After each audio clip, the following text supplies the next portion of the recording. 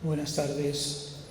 Vamos a proseguir con las 23ª jornadas de Historia en Llerena y en este caso nos tocan las comunicaciones. El primero de nuestros comunicantes en la tarde de hoy es don Antonio Blanc Sánchez, licenciado en Historia Contemporánea por la Universidad de Extremadura y diplomado en Filología Hispánica por la misma universidad. Es miembro del Grupo de Estudios sobre la Historia Contemporánea de Extremadura y ha presentado numerosas ponencias y comunicaciones en diferentes congresos y jornadas sobre la historia contemporánea, fundamentalmente de Extremadura, destacando sobre todo su labor investigadora sobre el tema de la prensa en el siglo XIX y el siglo XX. Y también ha trabajado específicamente, dice él, sobre el periodismo de la etapa de la posguerra y la transición democrática más reciente. Entre otras comunicaciones, nos señala la emigración extremeña a Europa en los años 60, cambios estructurales en la fisonomía de un pueblo, Castuera, el desarrollo ideológico en la guerra de independencia, una visión a través de la prensa de la época, variables demográficas en la Extremadura de posguerra, la batalla de Medellín y la prensa decimonónica, entre otras. Hoy viene a presentarnos la comunicación titulada El envejecimiento en la Europa del siglo XXI. Tiene usted la palabra. Muchas gracias. Don Antonio. Muchas gracias. Buenas tardes a todos. En primer lugar, agradecerle a la organización que me permita estar un año más aquí con todos ustedes. Y en segundo lugar, como no podía ser menos, agradecerle a todos ustedes su presencia en estas jornadas de historia, en esta tarde de viernes ya casi otoñal.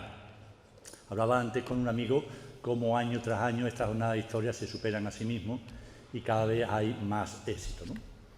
Mi comunicación va a tratar sobre el envejecimiento de la población europea.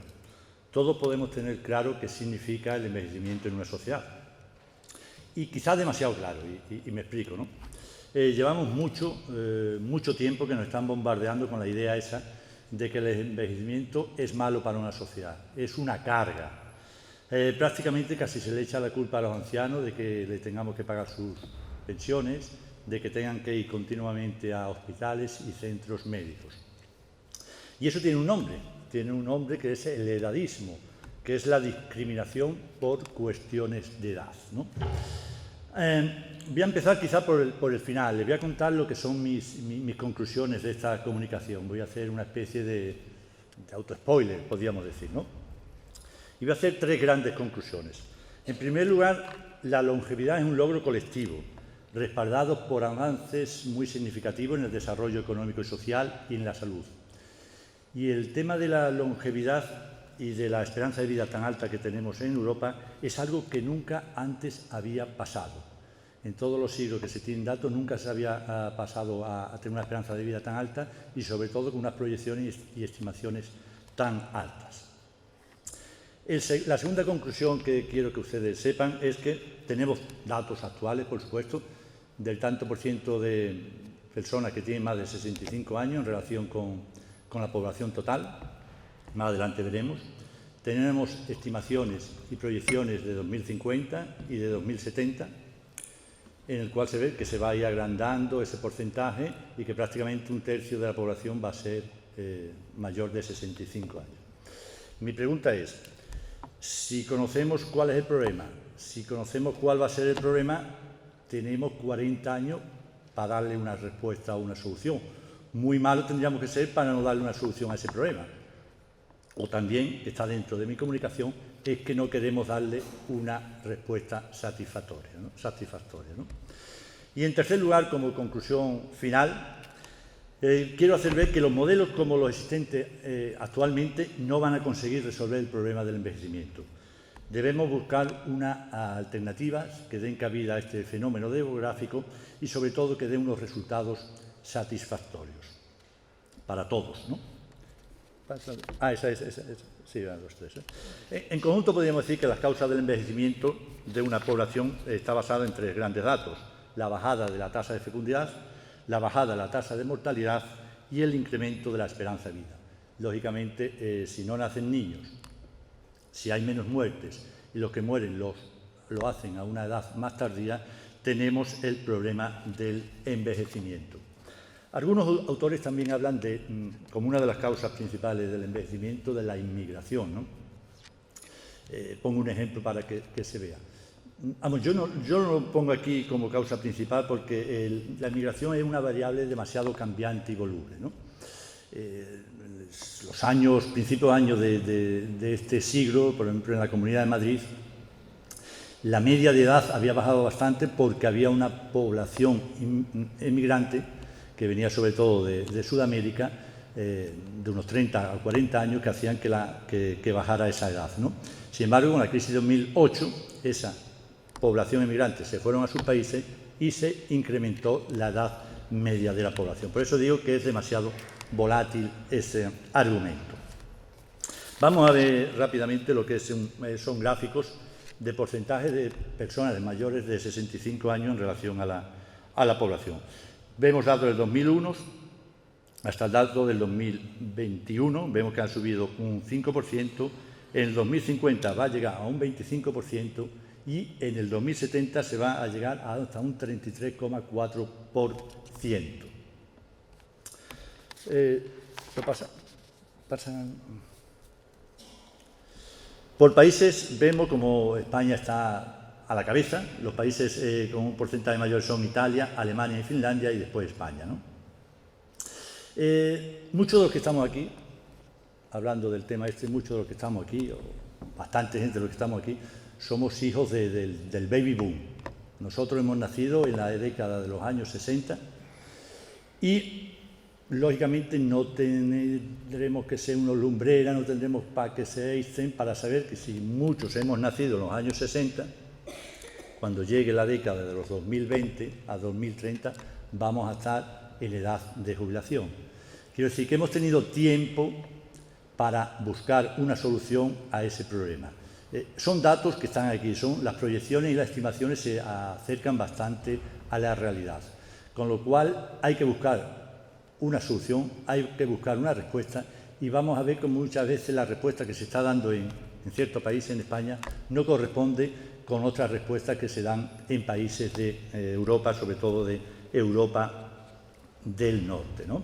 Los países de menos porcentaje de población mayor son Irlanda, Macedonia y Bosnia. Irlanda tiene un componente religioso, un componente católico, en el cual los índices de natalidad suelen ser bastante altos, ¿no?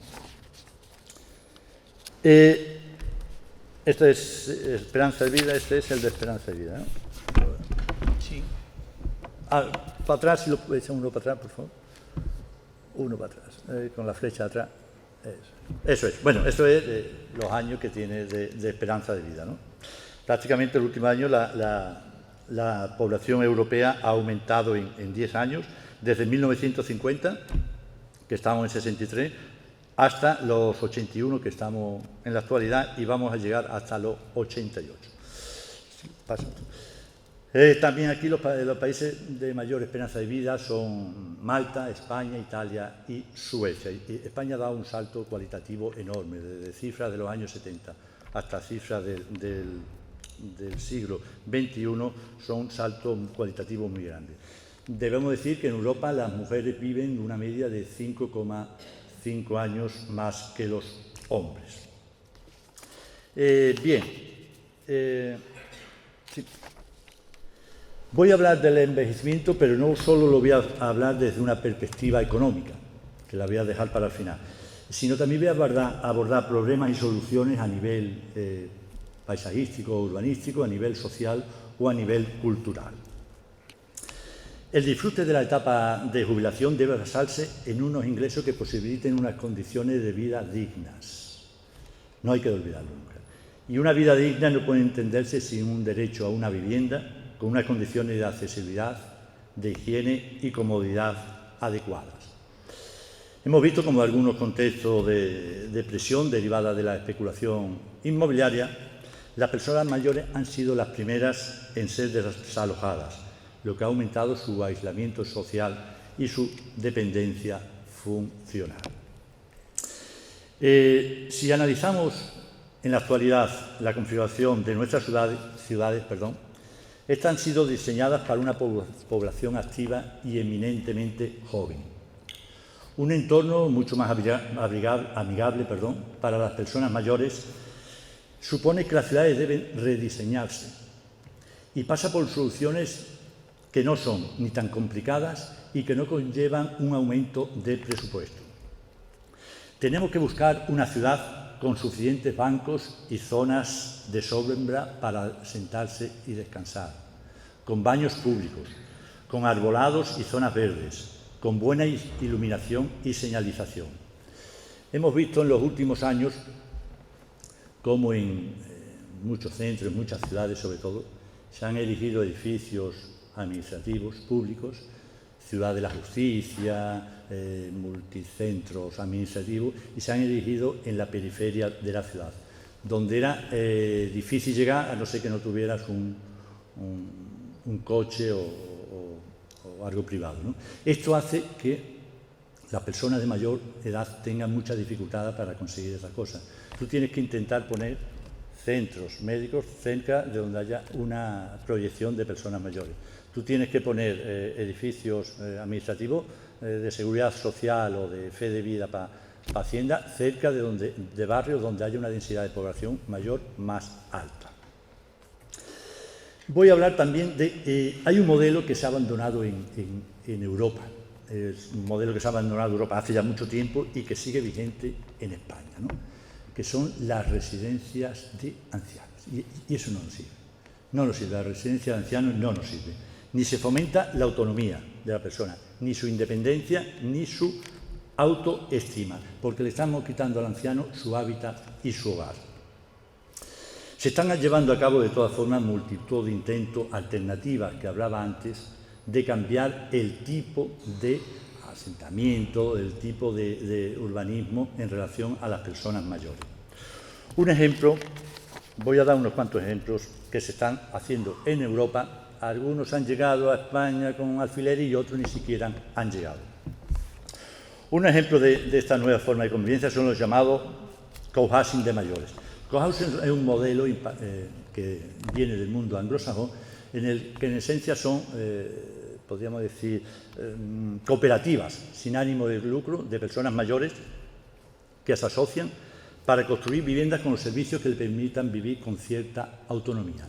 Y además la diseñan según las necesidades de cada uno de ellos. Eso se da mucho en Inglaterra, y aquí en España han llegado solo en la zona de, veréis que el motivo es claro, en zona de Costa del Sol y en zona de Benidorm, que es donde se asienta una colonia, podríamos decir, de jubilados británicos. Es una forma de conseguir que las personas mayores convivan entre ellas, vivan en casas adaptadas hacia ellas y, sobre todo, según sus necesidades. Otro ejemplo que merece especial atención, porque es una concepción única en el mundo, es Hekwijk, en Holanda. Es una villa donde los pacientes con algún tipo de demencia, sea demencia senil o Alzheimer, viven en viviendas compartidas de 6 o 7 personas, con completa autonomía, ¿no? Se desarrolla una vida normal.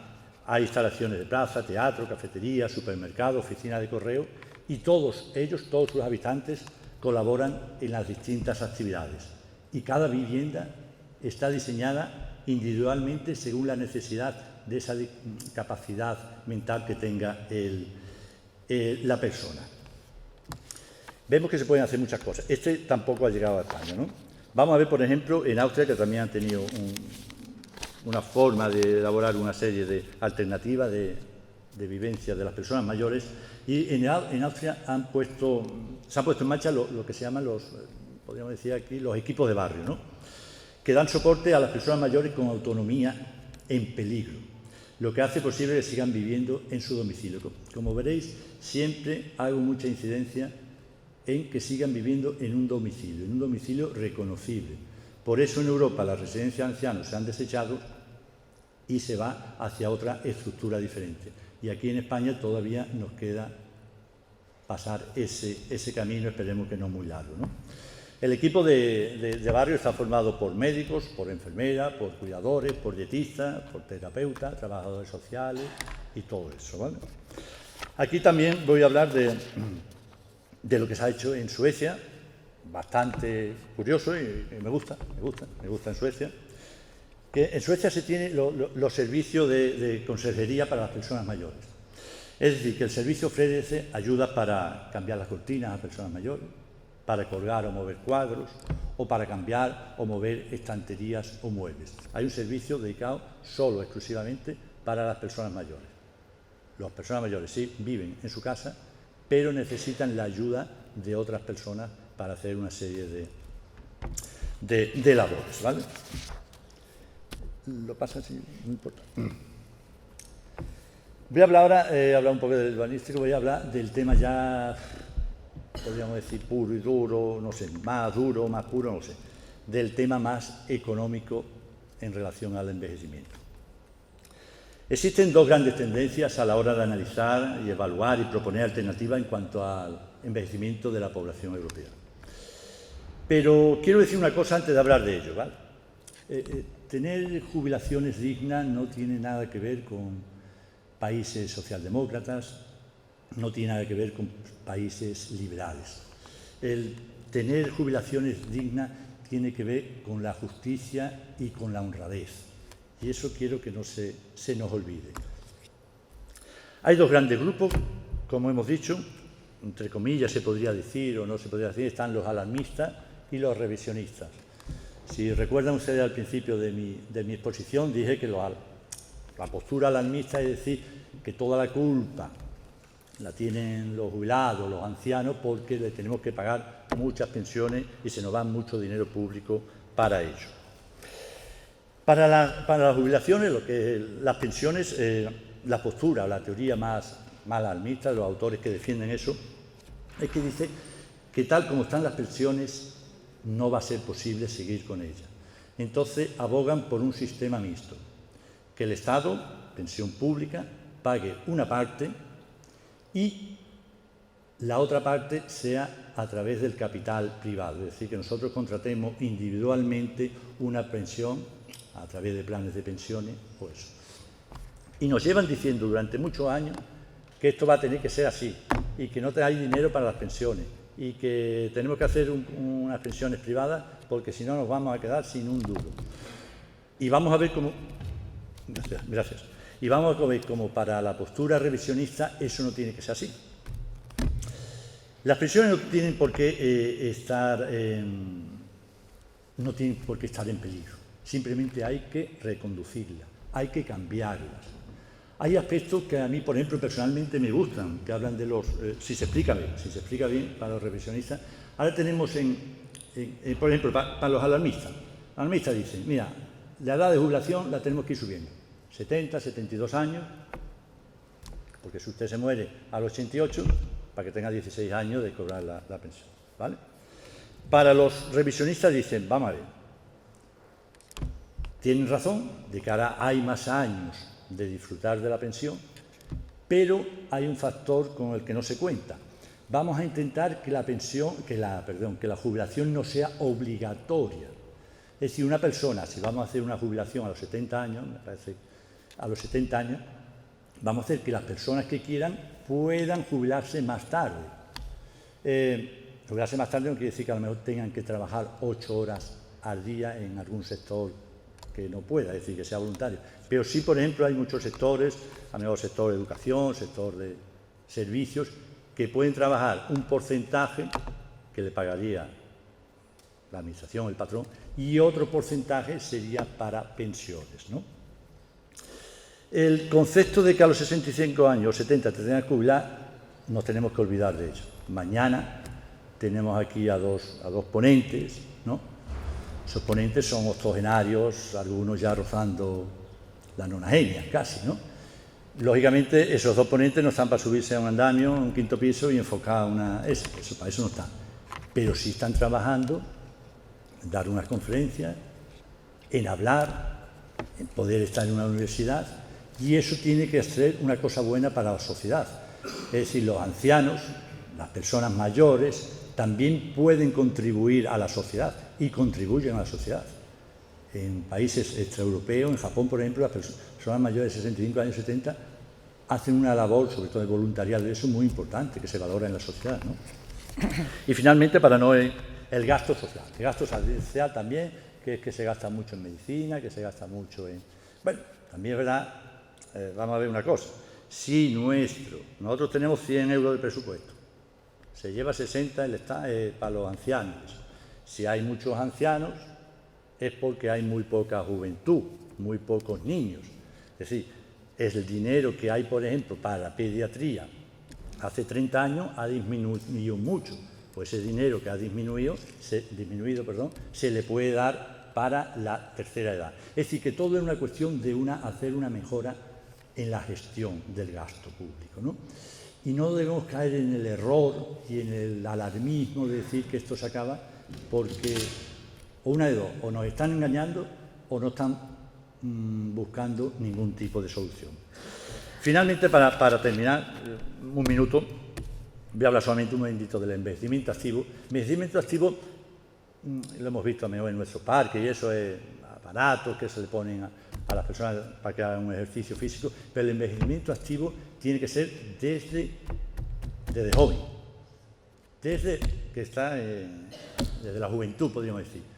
Y yo les aseguro, los expertos les aseguran que si hacen estas tres cosas, una dieta saludable, un ejercicio físico y un ejercicio intelectual desde temprana edad, van a conseguir llegar a unos niveles de esperanza de vida bastante grandes. Hay teóricos de esto que dicen que nuestro cerebro no tiene ningún tipo de problema en cuanto a naturaleza de superar los 100 años. Esperemos dentro de 30 años estar todos aquí nuevamente y tener todos 30 años. 100 años. Muchas gracias a todos, ¿vale? Muchas gracias.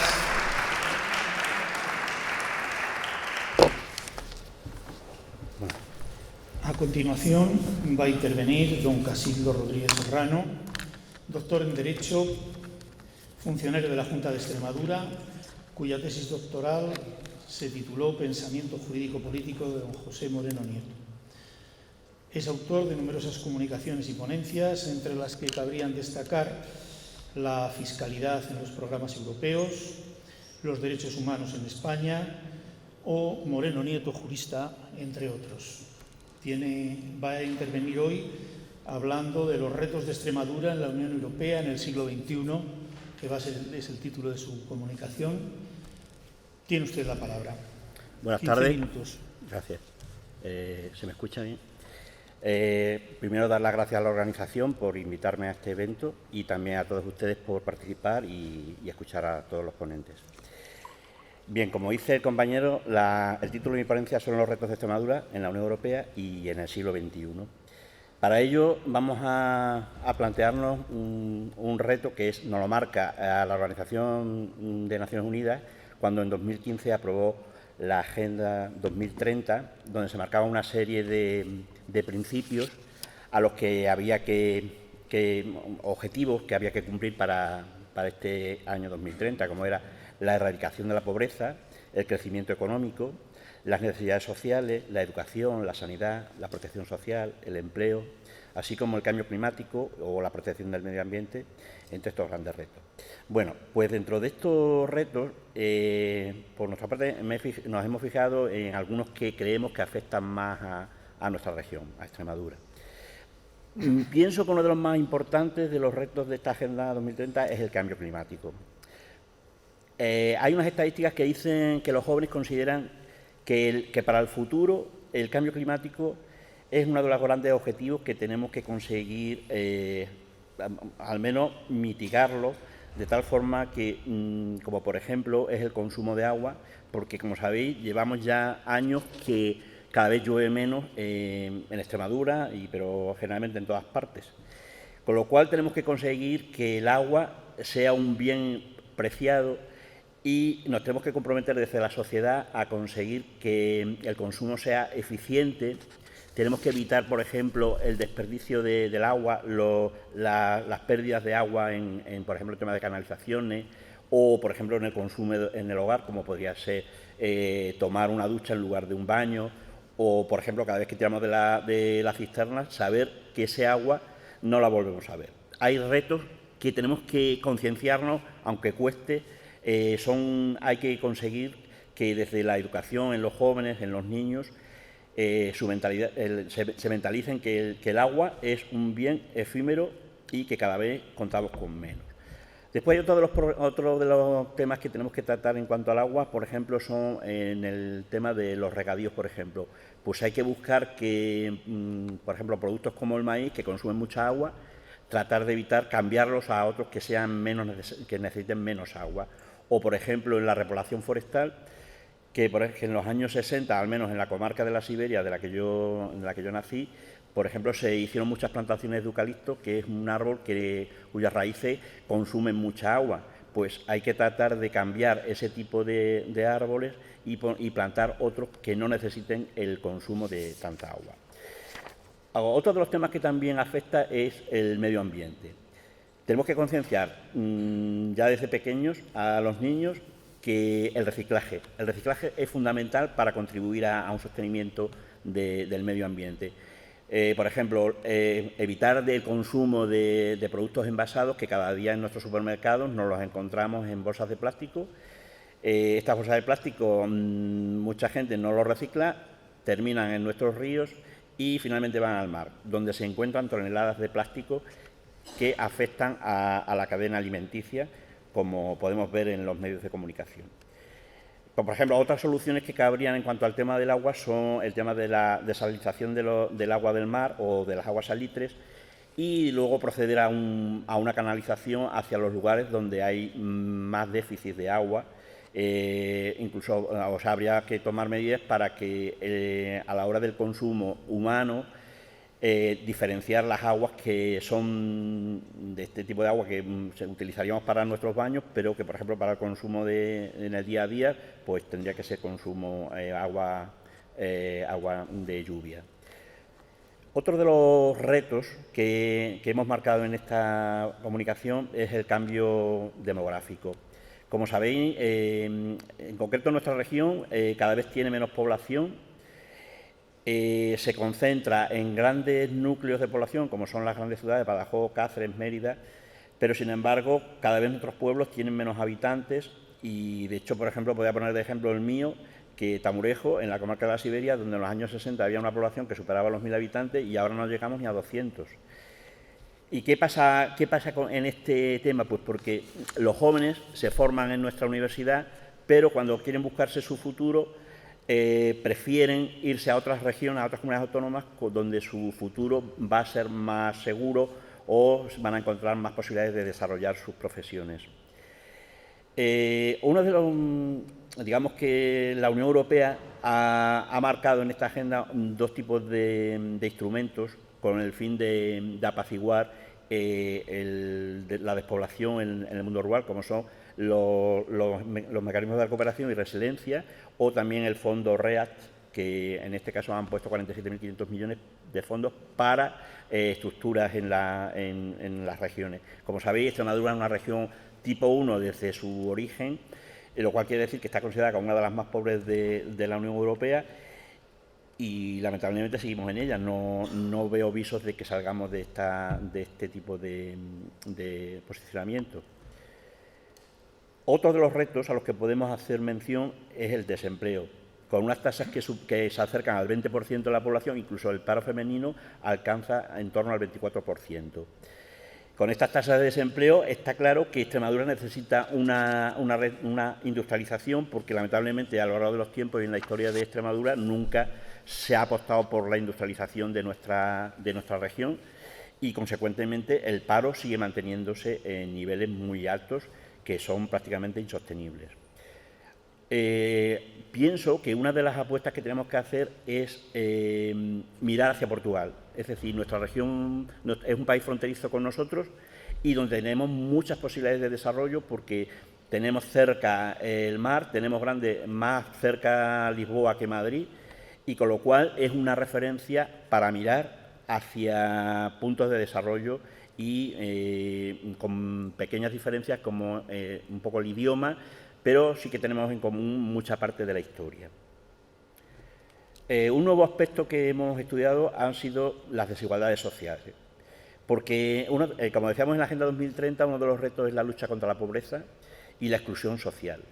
¿Y por qué decimos esto? Porque el otro día salía en la prensa nacional que los pueblos más ricos, o sea, los ciudadanos más ricos estaban en Pozuelo de Alarcón, en Madrid, con unas rentas que superaban los 80.000 euros, mientras que pueblos como Aillones, en Extremadura, no alcanzaban los 12.000 euros. Imaginaos la diferencia en cuanto a rentabilidad y las posiciones en cuanto a el porqué de estas desigualdades a nivel económico. También otra de las cosas que se destaca es la pobreza energética, es decir, porque se dice que hay muchos hogares que no son capaces de llegar a mantener la temperatura óptima en sus hogares, y esto viene consecuencia, pues evidentemente, de que si hay una desigualdad social, las diferencias económicas conllevan este tipo de consecuencias, que hay hogares en los que tienen dificultades para llegar a un hogar suficientemente climatizado. En cuanto al quinto de los retos que tenemos, son la democracia. Como sabemos, sí, Extremadura votamos cada 4 años, pero el resto del tiempo yo no veo que la gente ni siquiera participe en grandes manifestaciones para reivindicar todos estos problemas que venimos mencionando, que sería bueno que la gente se concienciara en que hay que pelear y luchar por conseguir aquello que tienen otras comunidades autónomas y que en Extremadura no nos ha llegado. Y hablaré un poquito más despacio, un poquito más adelante, sobre qué cosas consideramos que son dignas de reivindicar.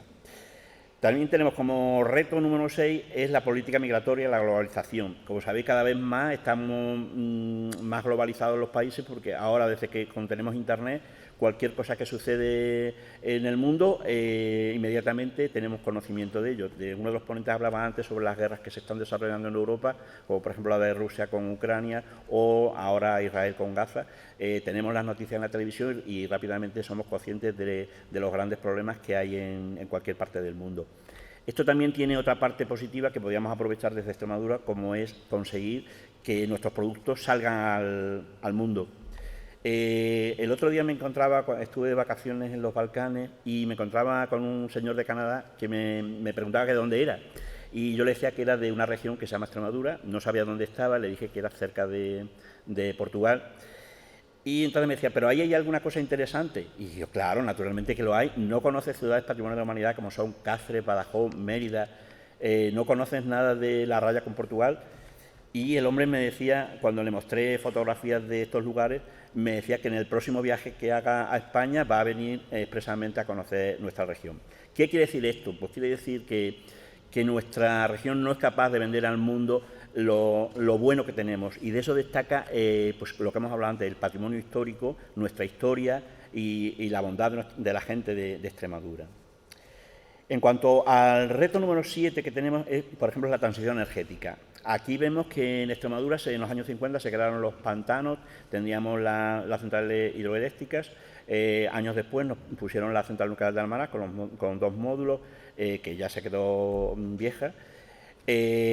Y ahora, con los nuevos tiempos, nos han llegado las nuevas centrales, como son las solares, las zonas solares, o por ejemplo las centrales eólicas, ¿no?, que son, digamos, que el futuro, y en esto sí que tenemos que apostar, porque ahí sí que tenemos desde Extremadura mucho que dar, porque tenemos mucho sol para ofrecer a este tipo de centrales.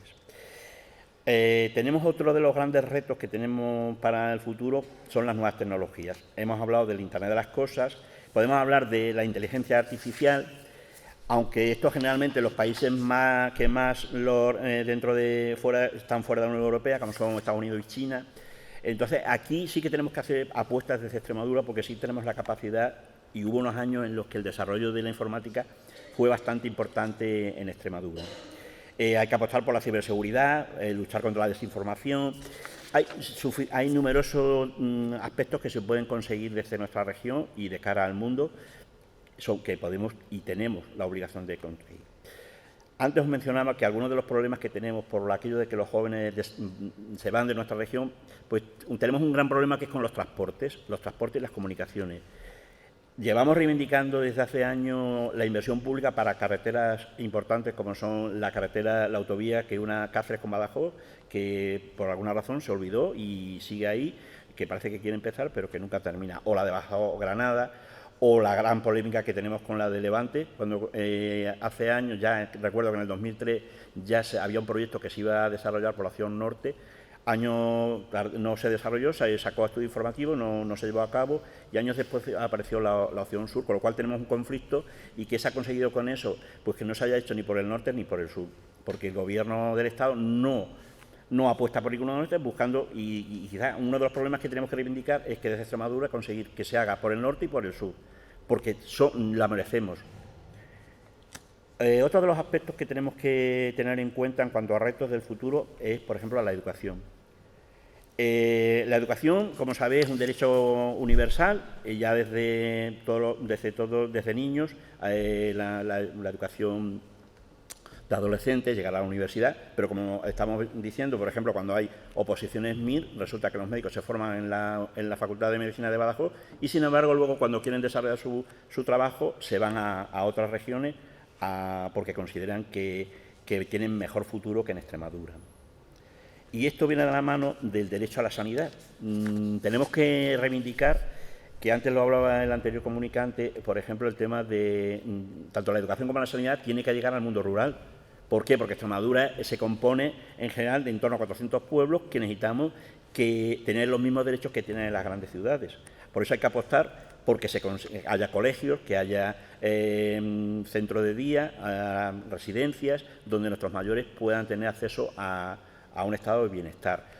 Y, por ejemplo, los hospitales, no solo los grandes hospitales en las 3 ciudades grandes, sino que también tenemos que apostar por los comarcales y conseguir que vengan los médicos especialistas a lugares como Llerena, donde siempre tenemos el conflicto de que nos faltan médicos y no se pone dinero para que esto se consiga. Otro grande de los retos que tenemos es el sector agroalimentario y ganadero.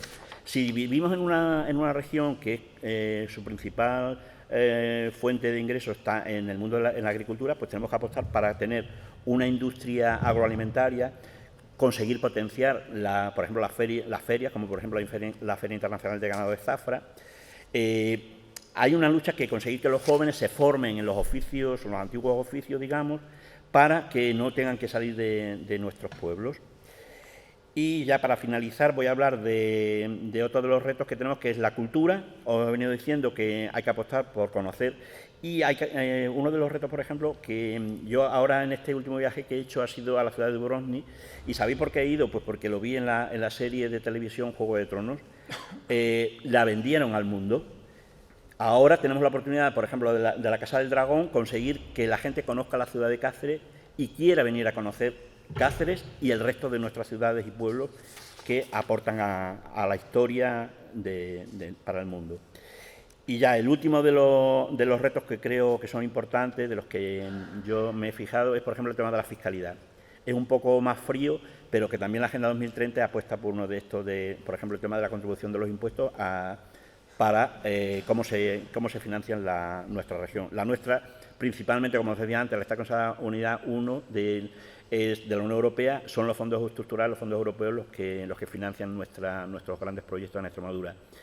Pero también tenemos los impuestos como el IVA y el IRPF, que se recaudan a nivel estatal, de sociedades, y finalmente los impuestos más cercanos que hay son, pues, como el impuesto de los bienes del IBI, o el de transmisiones patrimoniales, cuando compramos una vivienda de segunda mano, o, por ejemplo, el de sucesiones, transmisiones, y el de actos jurídicos documentados. Pienso que el de sucesiones es uno de los impuestos que generalmente en casi todas las regiones están tratando de que desaparezca, porque queda obsoleto que se pague este tipo de impuestos a lo largo de la vida y además después también de fallecer. Ya con esto termino, y una de las cosas que yo siempre he tenido en mente que habría que buscar es por qué se consideran, por ejemplo, una vivienda se le valora igual una que está en una ciudad grande como una ciudad que está en un pueblo como el mío que tiene 200 habitantes. Me parece injusto este tipo de soluciones que da el Gobierno desde la perspectiva de la fiscalidad. Ya con esto ya termino. Muchas gracias.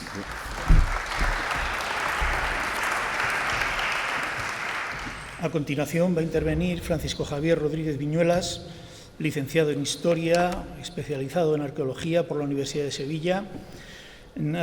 Ha realizado cursos de posgrado relacionados con anatomía aplicada y diferentes disciplinas vinculadas a esa especialidad. Máster en Tasación y Peritaje de Antigüedades y Obras de Arte por la Universidad de Alcalá. rama que ha completado concursos en la Fundación Picasso de Málaga y el Instituto Andaluz de Patrimonio Histórico. Ha cursado también posgrados en Museología, Turismo y Gestión de Espacios Culturales. Es cronista oficial de Bienvenida desde 2015. Su trayectoria profesional está ligada a la arqueología, ejercida fundamentalmente desde el ámbito privado.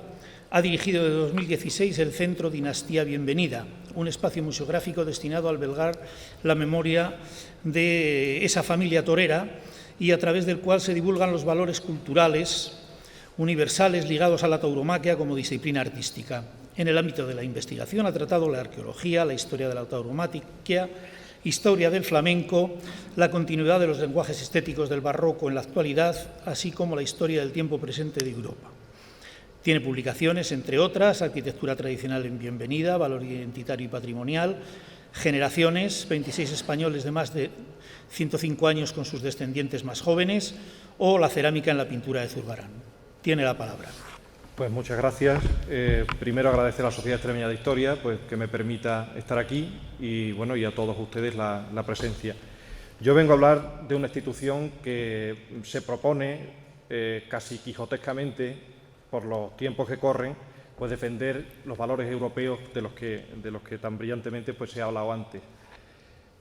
La Carta Europea de las Comunidades Rurales nació en 1989 con el lema People Meet People, con gente que conoce a gente. Arropaba la idea de fomentar la cooperación, la comunicación y los intercambios entre adultos y jóvenes de todos los países del continente, con el fin de estimular el proceso de integración europea desde la base. Desde 2008, el municipio de Bienvenida, que para los que no lo conozcan, pues está a unos 30 kilómetros de aquí, representa a España dentro de este programa de fomento de los valores europeos desde el ámbito rural. Hemos participado en encuentros por toda la Unión Europea con el fin de debatir propuestas, intercambiar modelos de gestión rural, reflexionar acerca de derivas nacionalistas dentro de la Unión, la complejidad del asunto migratorio, la unión política, la económica, etc. En definitiva, buscar caminos para la construcción de un marco común y descubrir que nos unen importantes valores. La Carta Europea ha resultado ser una inestimable herramienta de cohesión y permite establecer redes de todo tipo entre los municipios que representan a cada país. Muchos somos de los que estamos de acuerdo con que promover aquel cambio de agujas que significó el tren de la historia, moverlo hacia Europa por España, pues fue uno de los grandes aciertos de la política exterior, ¿no?, de nuestro país. Los que nacimos además en Extremadura, una región que es eminentemente rural, pues hemos visto y observado de primera mano los cambios que han experimentado en los últimos 40 años pues, los sectores de nuestra economía. Qué duda cabe que han estado influidos por las instituciones europeas. En el primario han sido especialmente notorios, ¿no? La agricultura y la ganadería viven hoy siempre con la mirada puesta en Bruselas. La comunidad autónoma pues, ha sido beneficiaria desde el año 86 de todos los fondos estructurales que han venido primero de la Comunidad Económica Europea y después de la Unión Europea, el Fondo Europeo de Desarrollo Regional, el FEOGA, el Fondo Europeo Agrícola de Desarrollo Rural, etcétera. Bueno, todo. Desgraciadamente, pues los parámetros de renta media no llegan a los estándares europeos y hoy pues, nos vemos todavía beneficiados por este tipo de programas. Encontramos así un paisaje rural extremeño que ha conservado buena parte de sus valores ancestrales, que lucha diariamente por ganar la batalla a la pérdida vertiginosa de población y cuyos actuales habitantes han podido adaptar y mejorar este paisaje, no gracias a las herramientas fundamentalmente económicas que nos ha puesto a disposición pues, Europa. A este plano material, que significa estar en la Unión, yo creo que habría que añadir una dimensión intangible que se resume en saber que nos encontramos en un amplísimo territorio que es un espacio libre de circulación de personas que están reguladas por una legislación común y donde son importantes los derechos humanos, el Estado de Derecho, la democracia, etcétera. Junto con estas particularidades de cada región y de cada país, tenemos una raíz cultural colectiva que nos conecta a todo el continente. En definitiva, una herencia que nos ilumina a todos con luz del Mediterráneo desde las primeras etapas de la historia. En este contexto histórico que hemos vivido y con estos valores de pertenencia a una organización internacional, nació la Carta de las Comunidades Rurales Europeas, con el afán de conectar entre sí a los ciudadanos europeos que habitan en las zonas rurales de sus respectivos países. Todo se inició en el complejo año de 1989, ¿no? Tenemos la cadena báltica, la caída del muro de Berlín, hitos históricos muy importantes, cuando Michel Bouchet, que era entonces alcalde de un municipio en el corazón de Francia, Cissé, se le ocurrió fundar la asociación La Carta de las Comunidades Rurales de Europa. El cometido de aquello pues, era aportar ayuda a los habitantes del municipio para que los que quisieran realizar intercambios para descubrir aspectos culturales de los demás países de Europa en reuniones informales. En aquella primera ocasión pues, llegaron a Francia 11 representaciones de 11 países de lo que entonces era la Comunidad Europea y bueno, entre ellos también estaba España.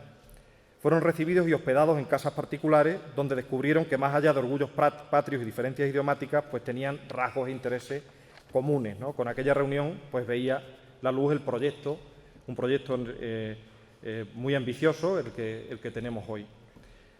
A medida que los países se han ido adhiriendo a la Unión Europea, pues se han ido ampliando los socios de la Carta hasta componer los 28 que estamos hoy. En 2014, el desafío rupturista que significó el Brexit apuntilló las relaciones, las complejas relaciones que el Reino Unido mantenía con Europa desde hacía 40 años. Pero los lazos tan fuertes que se crean en la Carta, el municipio que representaba a Reino Unido en ella, que se llama Desborough, pues se mantuvo, fue fiel a la Carta Europea tras la separación. Los municipios que forman parte de la red deben cumplir dos requisitos esenciales: tener menos de 5.000 habitantes y luego pues, situarse en zonas rurales, ¿no?, de los países miembros. Los encuentros de la Carta, los que conocemos como meetings, pues, son la motivación principal de la misma desde su creación. Se producen varias veces al año y son de diferentes tipos. Generalmente en verano se celebra una gran reunión anual de 5 días en una localidad diferente cada año. Se suelen organizar además 2 o 3 pequeños encuentros de adultos y 2 o 3 de jóvenes y bueno, son eventos con una gran oportunidad de establecer importantes conexiones entre los ciudadanos, ¿no?, entre las profesiones de cada uno, en fin. Durante esos días pues, se realiza un programa de actividades y mesas redondas en común. El alojamiento de las delegaciones que viene de cada país se dispone en casas particulares. Entonces, pues, el trato con la familia pues, es una inversión total en la vida cotidiana que nos permite pues, tomar el pulso a esas sociedades rurales de cada país, ¿no? En temas pues, de cultura, tradiciones, gastronomía. Se pone de relieve otro lema de la Carta, aparte de People, Meet People, es The Kitchen Table Spirit, ¿no? Es podemos traducirlo, nosotros siempre en España lo traducimos como el espíritu de la mesa camilla. Y bueno, los temas monográficos que se tratan, también hay subtemas, en las reuniones suelen tener una vigencia de 2 años y se plantean en conjunción con la Comisión Europea, a través del programa Europa para los Ciudadanos, que está vigente desde el 85. Financia proyectos en toda la UE que contribuyan a reforzar la memoria de la historia europea reciente y fomenten la participación cívica de los mismos, ¿no?, de estos programas. En la dilatada vida que tiene la Carta, pues las temáticas han sido muy diferentes. Ha habido problemáticas sociales como la inmigración, las tendencias demográficas, la democracia participativa, la economía, el medio ambiente, etc. El programa específico de jóvenes tiene también vigencia de 2 años y es un tema bastante importante, pues en los encuentros aprenden qué es Europa, ven trayectorias históricas de los países, en fin, se plantean interrogantes, practican idiomas, comparten inquietudes y comprenden que es posible buscar la unión partiendo de las diferencias, ¿no? Esto los hace siempre mucho más tolerantes.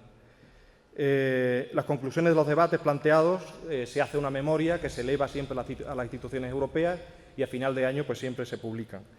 El organigrama de la Carta pues, está encabezado por un presidium formado por 8 personas que se eligen por votación y una de ellas siempre es un miembro de CICE, ¿no?, del pueblo francés que fue el origen de la Carta. Es el órgano ejecutivo que se encarga de proponer los temas y, en fin, y de coordinar más o menos el funcionamiento de la misma. Desde la fundación del proyecto, muchos municipios miembros crearon agrupaciones de ciudadanos para hacer el papel ese de correa de transmisión de la Carta hacia sus municipios y son las llamadas asociaciones de amigos de Europa, ¿no? Hay un total de 16, España está entre ellas, y donde no existe una de estas asociaciones, pues el alcalde o una persona del gobierno municipal se encarga de organizar los temas de la Carta. Bienvenida consiguió la representación en 2008, ya en los años 90 España había tenido representación, primero fue el pueblo de Toledo, Ocaña, y después un pueblo de Tarragona, Falset, pero bueno, a partir de la deriva independentista que hubo en Cataluña, pues en 2007 decidieron no representar a España y quedó vacante la propuesta, ¿no?, de un municipio que representara. Y pues, para que fuera bienvenida, pues fue decisivo el impulso de la Oficina de Extremadura en Bruselas y el Área de Desarrollo Local de la Diputación. Este último organismo invitó a varios alcaldes de la provincia en aquel momento a realizar un viaje para hacer unas propuestas a la Carta, y en esa ocasión fue en Chipre. Y bueno, allí fue el alcalde que había entonces en Bienvenida, Antonio Carmona Galán, pues presentó un proyecto que gustó mucho a la organización de la Charter y bueno, al final pues Bienvenida fue elegido permanentemente representante de España. En febrero de 2010, tras otro de estos encuentros, que fue en Bucine, una población de la Toscana, que es la que representa a Italia, los participantes de Bienvenida decidieron crear una asociación de amigos de Europa y, bueno, la ampliaron, se llama Detentudía, ¿no? Porque pretendían, pues, extender la posibilidad de pertenecer a ella a todos los pueblos de la comarca de Detentudía. La idea era eso, posibilitar que fueran más, ¿no? que hubiera más gente involucrada en el proyecto. Desde la creación de la asociación y hasta el momento presente, la gestión de la Carta pues, quedó en manos de la ciudadanía con esta asociación, aunque también se cuente con la colaboración de los sucesivos equipos de gobierno que presidan el ayuntamiento. Con esto pues, se pretendía aportar autonomía, continuidad e independencia al proyecto al margen de asuntos políticos. Desde la fundación, pues, la Asociación de Amigos de Europa ha participado pues, en todos los encuentros de la Carta, que han sido más de 60 a lo largo y ancho de Europa. Bienvenida también ha sido sede de varios de estos encuentros. En 2011 y 2015 ha recibido reuniones de adultos, ¿no? Porque hay de adultos y jóvenes, como he comentado antes. En la primera se trabajó sobre un tema que bueno, ha sido de una de las comunicaciones que hemos escuchado antes, que es el envejecimiento de la población en zonas rurales. En una de las mesas redondas pues, vino a visitar a todas las delegaciones el que después, bueno, Francisco Núñez Olivera, el que después fuera pues, el hombre más longevo, el varón más longevo del mundo, ¿no? Entonces, pues bueno, para él y para todo el mundo pues, fue aquello algo de sensación, ¿no? La celebración de un BIM Meeting, de una de estas grandes reuniones de la Carta en 2022, fue un acontecimiento grande para Bienvenida y, bueno, más aún porque es que era el primero que se celebraba después de la pandemia. Los representantes de las delegaciones, que fueron pues, unas 300 personas, participaron durante 5 jornadas en actividades, conferencias, mesas redondas, en las que en un alarde de logística Bienvenida mostró su mejor o la mejor cara de la España rural a Europa. Tenía como eje temático en esta ocasión el análisis del euroescepticismo en el seno de la Unión y la puesta en común de cómo afecta a nuestras sociedades rurales. En la jornada de trabajo, pues, dentro del variado programa que hubo, se trató ampliamente la corriente euroescéptica y en los debates se discutió sobre el populismo, cómo las noticias falsas pueden llegar a ser la semilla del euroescepticismo, etcétera, ¿no? Contamos con una brillante exposición muy buena de Miguel Verísimo de Mira, que es el jefe de informativos de Canal Extremadura, sobre las fake news. Entonces, pues estuvo bastante bien. Entre las actividades que se desarrollaron en aquel momento, pues hicimos también una visita al cementerio de Bienvenida para tratar los temas de la Guerra Civil Española y la Segunda Guerra Mundial a través de los protagonistas que había tenido Bienvenida en las dos contiendas, ¿no? Y teniendo, bueno, son sucesos al final que han tenido una raíz común que ha sido la intolerancia, parte también del asunto del euroescepticismo. Era la primera vez en la historia que se hacía una actividad de esta, ¿no? en el cementerio. Termino. En los estatutos de la Carta de la asociación, cuando se fundó, pues estaba también el asunto de organizar actividades y demás que defendieran los valores europeos, y bueno, se han organizado muchas, como el Día de Europa, hay proyecciones de cine europeo, concursos, hay actos institucionales, y bueno, y pensamos que lejos de las ópticas reduccionistas instaladas en los extremos políticos, Europa es mucho más que un mercado común donde circula la misma moneda.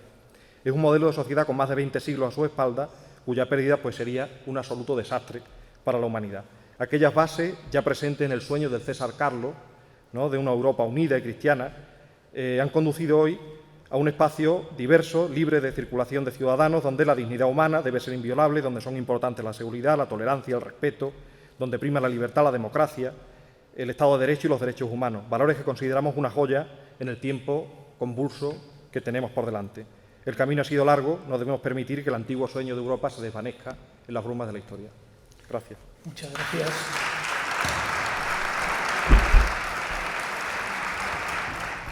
Pablo Silva Silva es licenciado en Historia del Arte por la UES, máster en Iniciación a la Investigación en Artes y Humanidades también por la misma universidad, especializado en Museografía y Museología de los Espacios para la ubicación de las colecciones públicas de Extremadura también por la UES. Ha obtenido un premio beca para desarrollar un proyecto empresarial innovador para la gestión y dinamización de los recursos turísticos y culturales de Extremadura.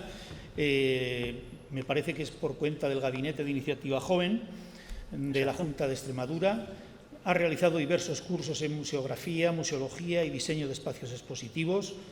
Ha sido gestor o es gestor cultural en museos de arte contemporáneo y etnográfico de la Comunidad Autónoma de Extremadura y ha comisariado diferentes exposiciones, tanto en Badajoz como en otros lugares. Ponente en jornadas de historia, museografía y museología de Extremadura. Es técnico docente en turismo, homologado por la Junta de Extremadura para impartición de varios certificados de profesionalidad. Con esto creo que quedas debidamente presentado. Muchas gracias. Tienes la palabra. Muchas gracias. Agradecer a que me hayan elegido y que esté hoy día aquí haciendo esta ponencia.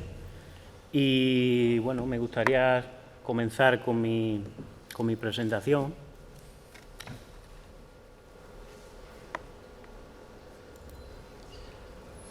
¿Tienes una...? Sí, la teníamos antes, sí, dale al escape y lo tienes en la carpeta.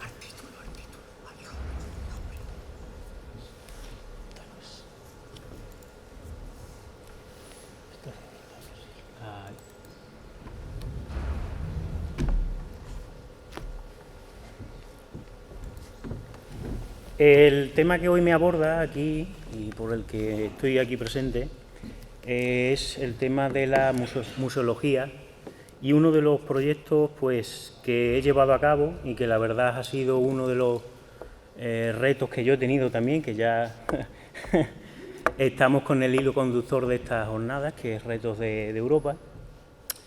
Y bueno, comenzaré... ¿puede pasar? Ahí, déjalo.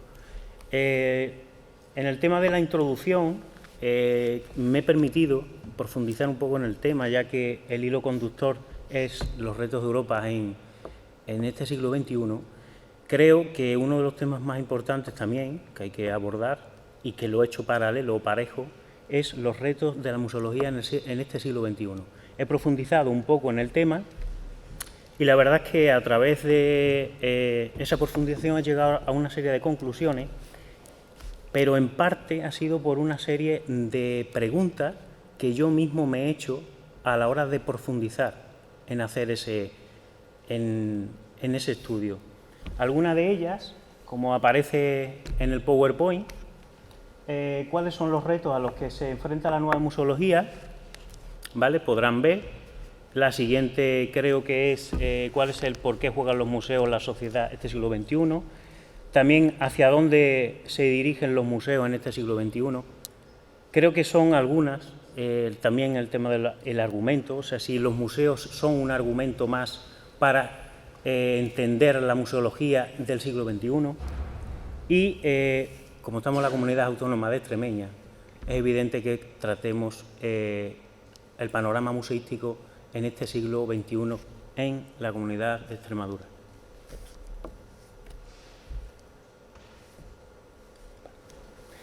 Después de esa profundización en el tema, he profundizado, he llegado a la conclusión que los 4 objetivos que los museos persiguen para ser el modelo ideal de museo es ser un museo globalizado, ser un museo sostenible y ser un museo inclusivo y un museo contenedor de experiencia.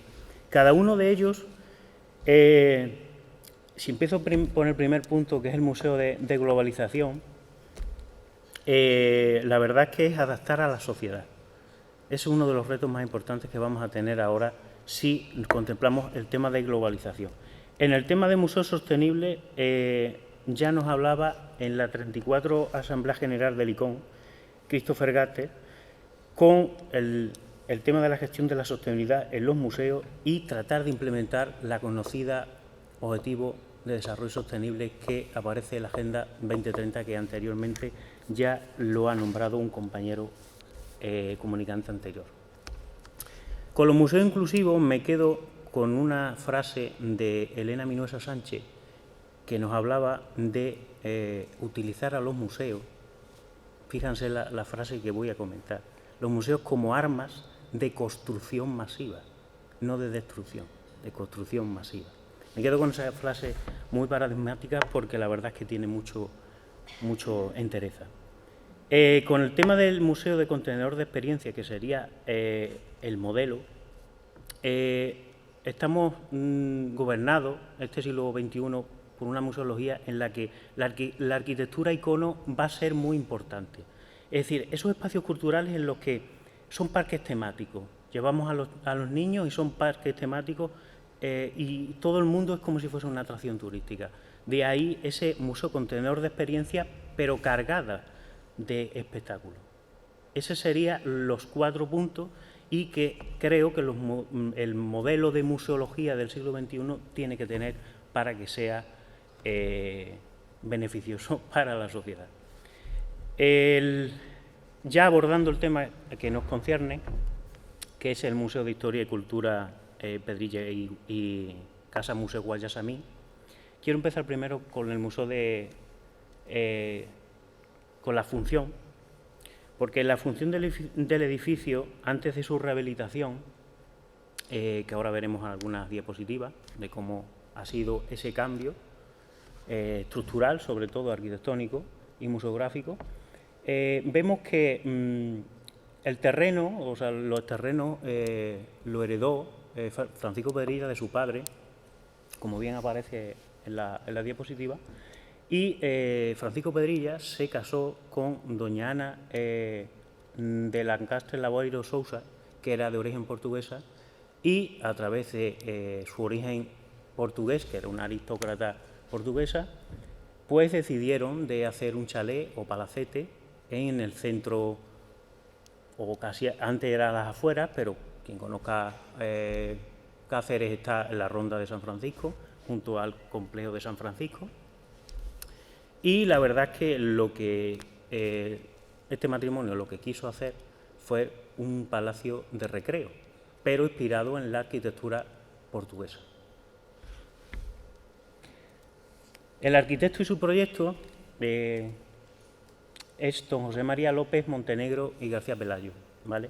Que junto a las indicaciones de doña Ana Lancaster Lavoeiro Sousa y Villalobos, pudo hacer un conocido estilo portugués, que es como se le denominaba el estilo nacionalista o tradicionalista, y es posible que este arquitecto conociese la obra de un teorizador y diseñador que se llamaba Rafael Lino de Silva. ¿Y quién era Rafael Lino de Silva? Bueno, las funciones que tuvo la casa a lo largo de eso fue consulado. Anteriormente, el hijo de Francisco Pedrilla fue cónsul durante años y el consulado lo tuvo en la casa, o sea que la función que tuvo fue esa. Creo que se ha perdido. Para atrás, para atrás. Más. Se ha ido muy adelante. Vale. Ahí. Y luego pasó a la nieta de Fátima Martín Pedrilla, que luego ya tuvo un carácter más doméstico y residencial, ¿vale? Posteriormente, como apuntará el compañero, el edificio lo compró la Diputación en los años 1990, al principio de los años 1990, en un documento en el que expide y que podemos encontrar allí, en la Diputación, aparece como en ruinas en 1990, ¿vale? El momento en el que la Diputación, a través del pago y la compra de la expedición del documento, aparece que lo compró por 92.500.000 pesetas, unos 556.000 euros aproximadamente. Podemos ver algunas de las fotos, como Diputación en el año 90 se encontró el edificio, Y bueno, el desarrollo del proyecto arquitectónico, que la verdad, y todo el proceso de rehabilitación, costó de 2 fases. Uno que fue en octubre de 1993, como bien aparece ahí, con el proyecto de reparación en la cubierta y el de escombro, y luego pasó en mayo de 1994, donde el proyecto pues ya fue centrado principalmente en hacer un discurso museológico acorde a el edificio que ya se tenía, ¿vale? Ya inaugurado en 1995. Como podéis ver, cómo estaba la cubierta del edificio. La disposición del museo, o de la museográfica o museológica del interior del edificio, lo que se trataba era poder recuperar el edificio para hacerlo un museo de historia y cultura, y que el cacereño pudiese tener a muchos de los que ahí se muestran, porque algunos eran de las letras, de la política, de la investigación, de la música, y cada una de las salas pues aborda o tiene su propia personalidad. Ahí podemos ver algunas de las salas.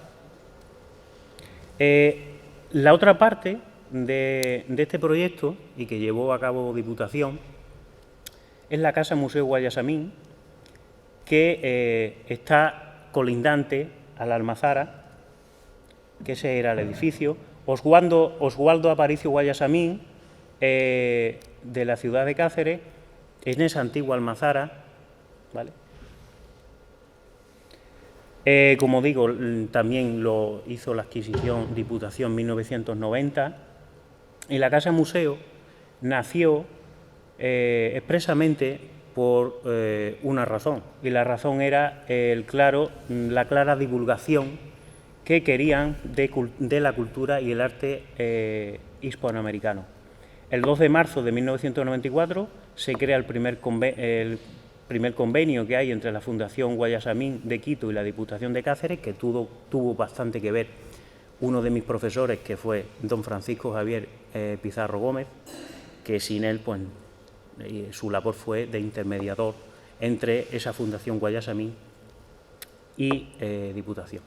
Ahí podemos ver algunas de las fotos en las que aparece también Oswaldo. Y para terminar, pues la conclusión que podemos hacer, al principio siempre, como he dicho, he profundizado un poco en los retos de la museología del siglo XXI, y la verdad es que tratamos de obtener, como museólogo, que los museos traten de ser lo más globalizado posible, que sea lo más sostenible posible, que sean inclusivos, o sea, que mantengan la inclusión para acercar sobre todo y derrumbar esos estereotipos que siempre tenemos la sociedad, y también que sean contenedores de arte, pero arte espectáculo, es decir, que toda la sociedad que vaya allí pueda disfrutar de su estancia y que pueda conocer y pasear y entretenerse, y que haya una divulgación de lo que es el arte y la cultura de una zona. En este caso sería la de Cáceres. Y ya solamente muchísimas gracias por su atención, y ha sido un placer. Muchas gracias.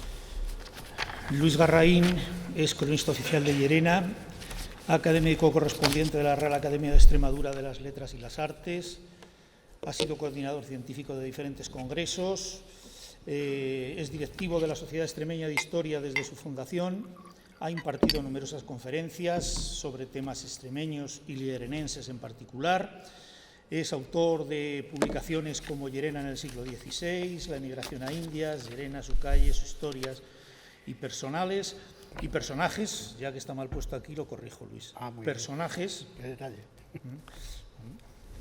Y ha publicado pues, más de 140, 150 artículos en diferentes revistas, congresos, etc. Tiene la palabra Luis. Tengo un PowerPoint por ahí. ¿Tienes? Sí. Capitán Marco Antonio Becerra.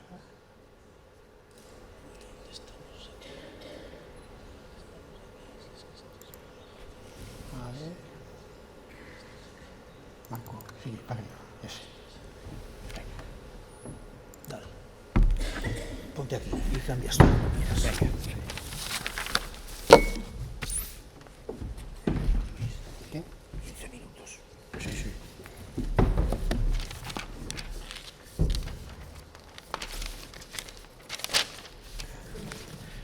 Buenas noches. Voy a intentar ser lo más breve posible porque después tenemos otra actividad. Y... Espera, ¿le doy dónde? A la... Estás dando, no, al cuello gorra, arriba, ahí. Dale ahí. Dale. Bueno, el título de la comunicación no es el que aparece tan escueto en el programa, que bueno, luego verán ustedes cuando se publiquen las actas. El título es El capitán Marco Antonio Becerra en la defensa de Cádiz y gobernador de Nueva Andalucía, en una región situada al norte de Colombia. En principio les quiero comentar que la emigración a las Indias durante los siglos XVI y XVII es uno de los fenómenos más singulares y llamativos de nuestra historia, y sobre todo de esta zona y de Extremadura. De un estudio inicial de la familia llerenense que iniciaron la aventura de la colonización del Nuevo Mundo, a veces integrada por todos sus miembros, vemos cómo deciden dar un paso importante en su vida para encontrar nuevos horizontes. Los encontramos en todos los niveles sociales y de las más diversas profesiones que muchos siguieron practicando allí ya en el Nuevo Mundo. En un primer estudio que publiqué en el año 1991, la migración, Llerena en el siglo XVI, la migración a Indias, pues ahí recogí, bueno, este libro lo publicó la Junta de Extremadura y una oficina que entonces crearon, que se llamaba Extremadura Enclave 92, que fue la encargada de organizar todas las actividades relacionadas con el 5º centenario del descubrimiento de América. Bien, en esta obra pues aparecían 361 llerenenses que en el siglo XVI emigraron al Nuevo Mundo, aportando pues todos los datos que en aquellos momentos pude localizar, tanto en los archivos locales como en los archivos, los parroquiales, ya desgraciadamente, como todos ustedes saben, fueron expoliados hace ya una década. Y bueno, se concentraron en el archivo diocesano de Badajoz, quedándonos a todos los historiadores o investigadores en las distintas localidades de la diócesis de Badajoz, pues huérfanos de nuestra fuente de información. Bien, procedía a esa información también pues, del Archivo General de Indias en Sevilla, del Archivo Nacional de Simancas en Valladolid y del Archivo Histórico Nacional, a los que pude asistir para recopilar información. Bien, tras hacerme una propuesta, una editorial venezolana hace ya varios meses, para la publicación de una segunda edición de aquel mi primer libro, la acepté y en ello estoy, pero impuse una condición, entre ellas sería que sería una versión modificada y sobre todo ampliada que hasta la centuria del XVII, es decir, del siglo XVI y XVII.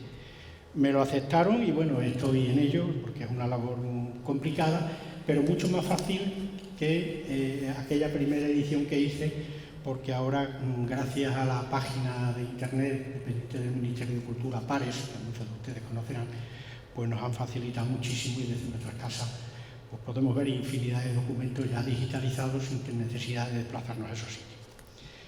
Bueno, cuando publiqué aquella primera edición de Llerenense, no aparecía como viajero al Nuevo Mundo el capitán Marco Antonio Becerra, porque no había localizado ningún dato de él ni tenía noticias. porque tampoco había profundizado lo suficiente, porque aquel libro se hizo también en un corto espacio de tiempo. Fueron unos años después, cuando tuve la posibilidad de estudiar algunos fondos más, y ya localicé los datos del capitán, que como en otros muchos casos, pues desgraciadamente no se conserva el libro sacramental donde pueda aparecer el nacimiento, el bautismo de Marco Antonio. Lo que sí sabemos a ciencia cierta es que sus padres eran Jorge Becerra, que era alguacil del Tribunal del Santo Oficio de la Inquisición, y su madre se llamaba Guiomar de Escobar y Sotomayor. Ambos eran naturales de la Fuente del Maestre, pero se avecindaron aquí en Llerena, supongo que por el cargo que tenía su padre aquí en el Santo Oficio. Ellos pues procedían de una familia bien acomodada de Fuentes del Maestre y pues se vinieron a vivir a Llerena. La primera casa que tomaron como su domicilio es esta, de la calle Corredera, número 17, que hacía esquina a la calleja de Vargas, en la de la derecha, que hoy día es la travesía, la calleja del convento de Santa Clara. Bueno, todos ustedes habrán reconocido. Su padre fue ascendiendo en posición económica y bueno, pues cambió de domicilio.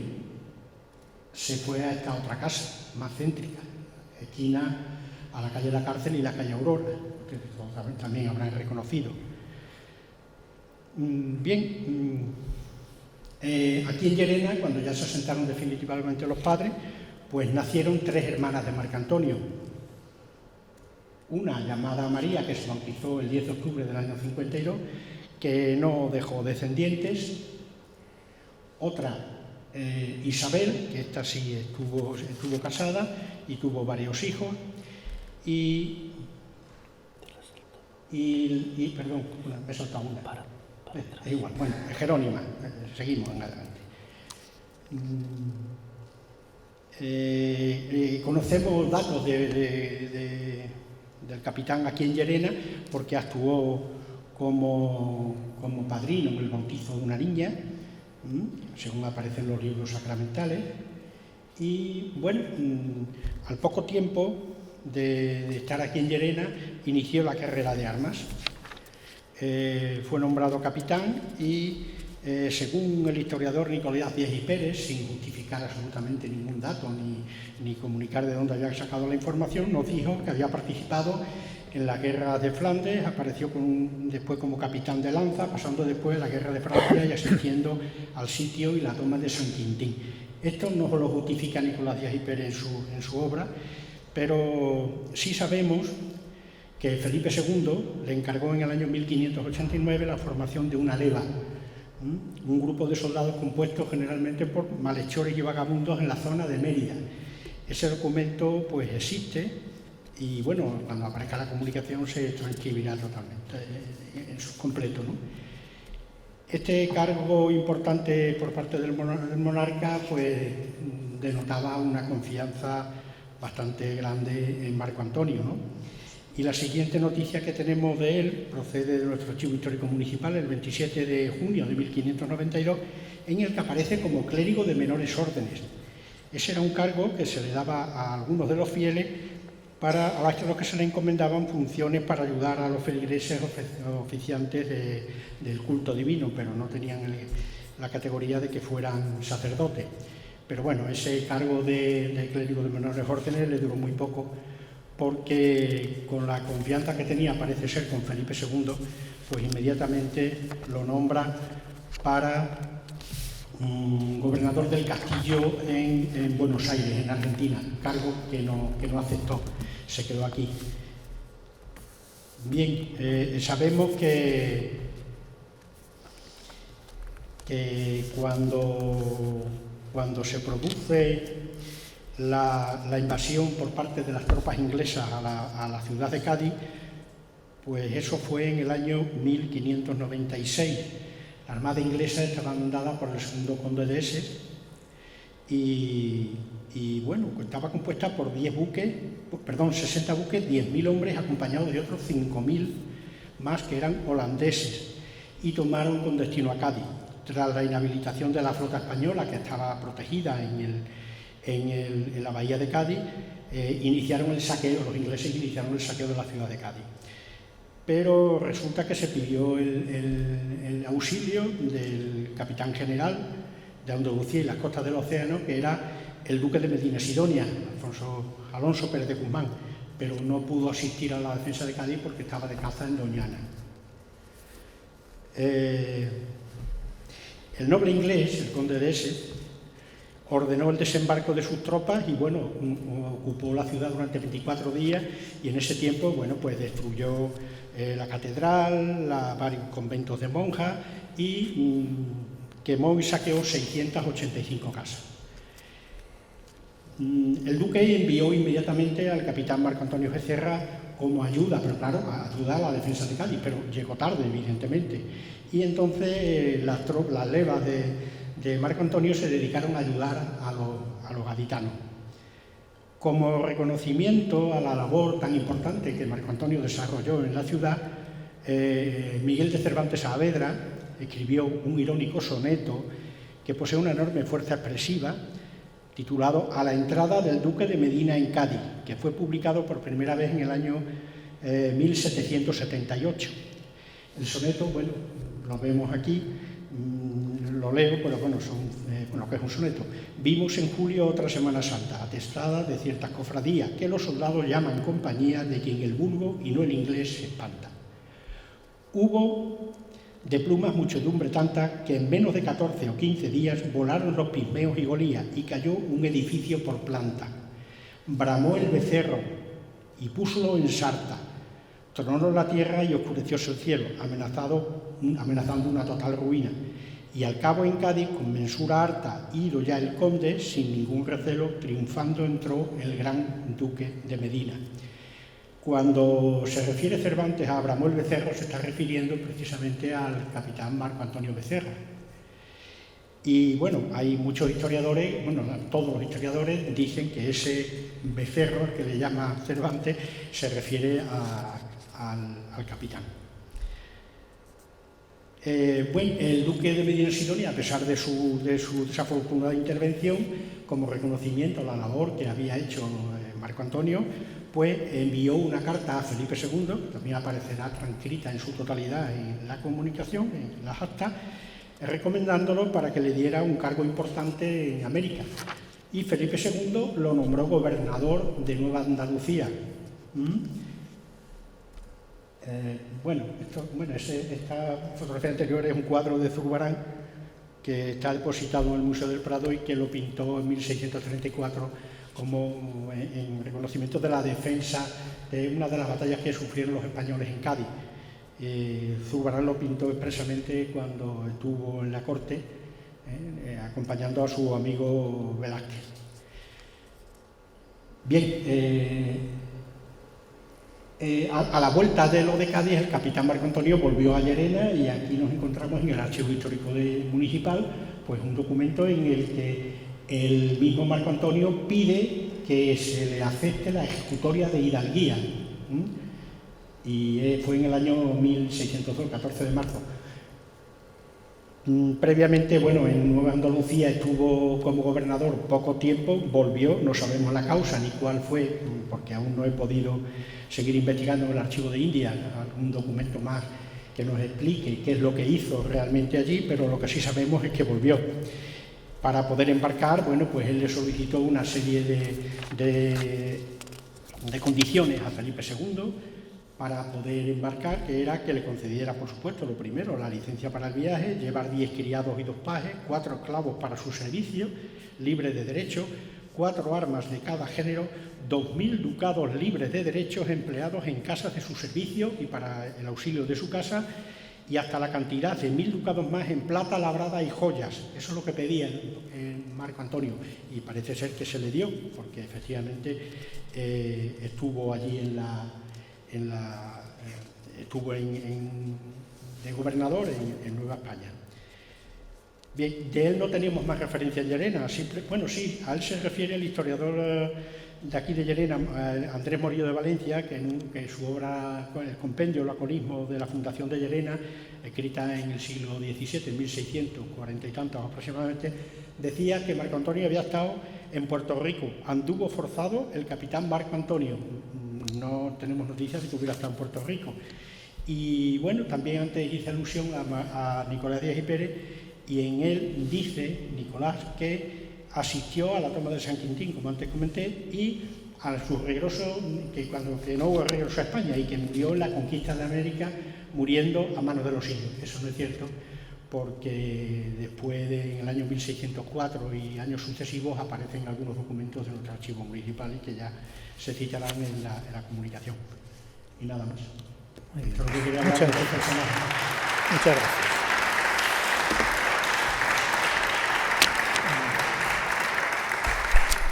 Podemos intentar, si alguien quiere, un mínimo debate, puesto que vamos atrasados.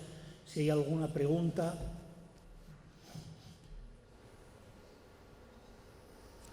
Adelante. Una pregunta en general.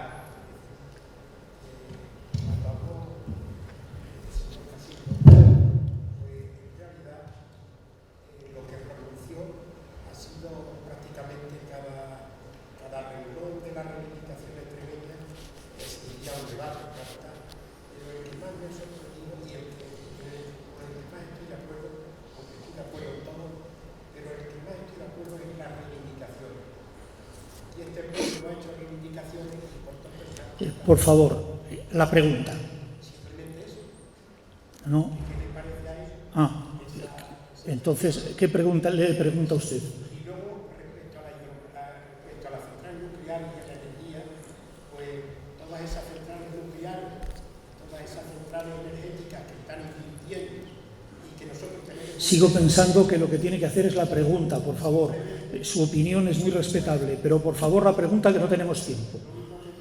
Si eso se puede seguir manteniendo. Me parece que va usted, claro.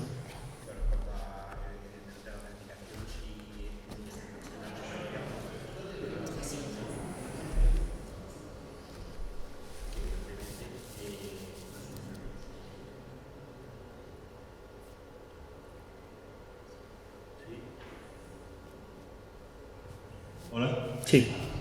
En cuanto al tema de las reivindicaciones, evidentemente yo veo que en otras regiones sí que se lo proponen y consiguen sus objetivos a través de reivindicaciones y a través de luchar en las calles y la región como Cataluña o el País Vasco. Entonces, de hecho, en cuanto al tema de las reivindicaciones y con el tema de las centrales nucleares, la central de Almaraz, que es la que yo hablaba para el funcionamiento de pues el problema está en que es una central que ya está obsoleta y el problema es qué hacer con esta central, porque el problema va a venir el día que la cierren, qué vamos a hacer o qué se va a hacer tanto con los trabajadores de esa central y toda la comarca que actualmente. Muchas gracias.